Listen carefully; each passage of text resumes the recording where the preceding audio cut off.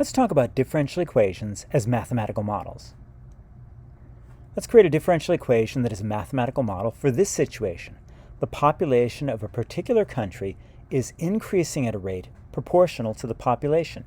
This, in general, is how countries' populations increase, because the more people you have, the more your population is going to increase. A population of 10 million people will increase by more people than a population of 1 million people or 100,000 people. Let's let P equal the population of the country. What we could do is write dp dt equals k times P. In other words, this is the rate, dp dt is the rate at which the population of the country is changing, the rate at which it is growing. And that's going to be proportional to P. So in other words, it's going to be some constant K times P. There's an old-fashioned way we write this. This is another way of saying that dp dt is proportional to P. The textbook author uses this, and I don't think too many other people use this nowadays, to be honest. It's an archaic symbol.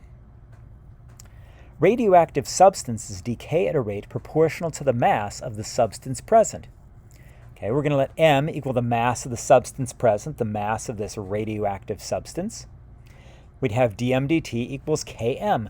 This is the rate at which the mass is changing, the rate at which the mass of this radioactive substance is changing, and it's going to be proportional to the mass of the substance. The population of a particular country is increasing at a rate jointly proportional to the population and the difference between the ratio of the population to the carrying capacity, n. What? What is that?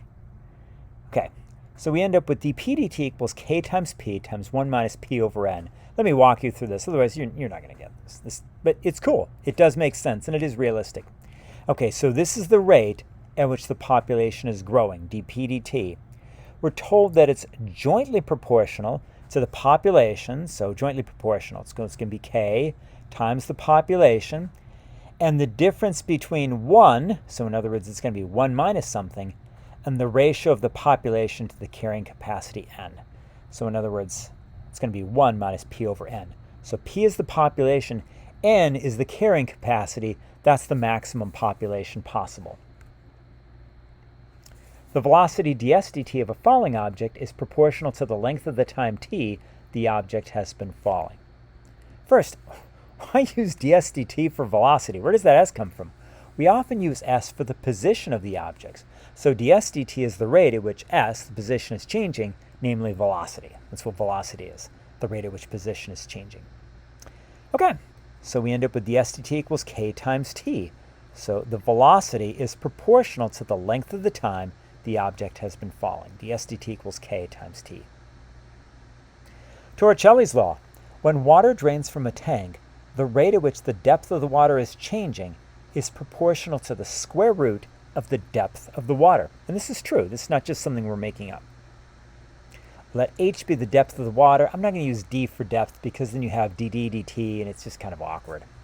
So h is the depth of the water. We would represent in this way. So dh dt is the rate at which the depth of the water is changing, and we're told it's proportional to the square root of the depth of the water. See anything missing here? Yeah, we need to have a k here, so don't just write h or square root h. Got to write k times square root h. Don't forget that.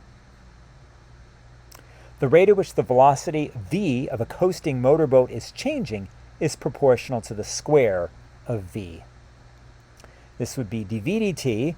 This is the rate at which the velocity is changing, and we're told it's proportional to the square of v. In other words, dv dt equals k v squared.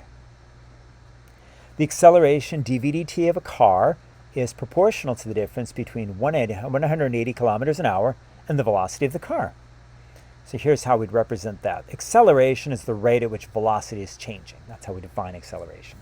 So dv dt is proportional to the difference between 180 kilometers an hour and the velocity of the car. In other words, it's k times 180 minus v, where k is some constant.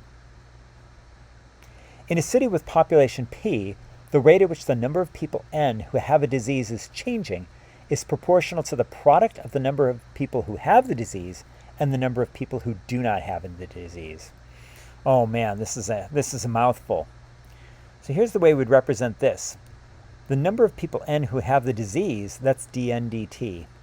and we're told that's proportional to, so in other words, it's going to be k times the number of people who have the disease, that's n, and the number of people who do not have the disease. Well, if p is the total population and n is the number who have the disease, then p minus n is the number of people who don't have the disease. So the way we'd represent this statement as a differential equation is dn dt equals kn times p minus n. And this is a realistic model for the spread of a disease because it's going to be proportional to the number of people who have the disease. The more people you have who have the disease, the more easily it can spread. And it's also going to be proportional to the number of people who don't have the disease, because the more people who don't have the disease, the more people who can catch the disease.